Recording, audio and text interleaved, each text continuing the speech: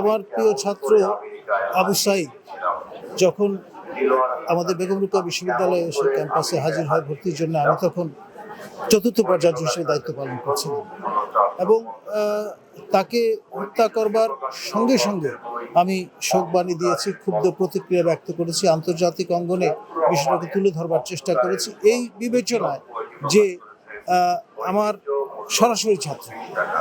আর আরেকটি প্রতিষ্ঠান বিউপির আমি pro vice chancellor, acting vice chancellor ছিলাম, সেখানে মুগ্ধ পড়তেন।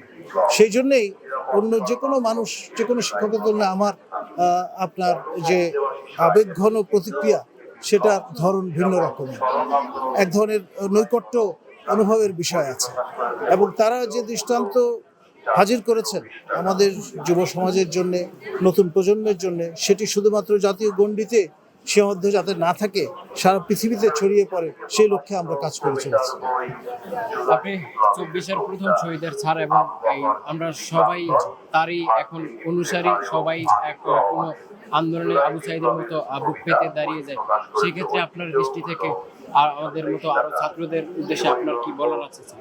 আমি যেটি বলবো, তারা তাদের জীবন উৎসর্গ করেছেন যেই প্রত্যাশা থেকে, সেই প্রত্যাশা পরিপূরণে আপনারা সবাই আগুয়ান হবেন। আমরা সবাই আমাদের সম্মিলিত প্রচেষ্টায় একটি সুন্দর নতুন বাংলাদেশ গড়ে তুলতে সক্ষম হব।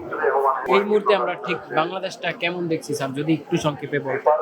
এখন পর্যন্ত প্রত্যাশা অনুযায়ী আমরা যেই লক্ষ্যে উপনীত হতে চাই সেখানে পৌঁছাতে পারিনি, কিন্তু আমাদের চেষ্টা অব্যাহত আছে।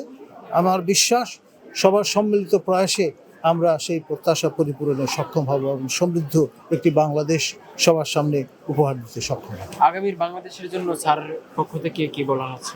আমি যেটি বলবো সেটি হচ্ছে যে সবসময় বিপ্লব স্পন্দিত বুকেই আমাদের অস্তিত্ব বজায় রাখতে হবে। কমপ্লেসেন্সি বা আত্মতুষ্টির কোনো সুযোগ যেন না থাকে। আমাদের সবাইকেই সদা সতর্ক থাকতে হবে এবং সজাগ থাকতে হবে।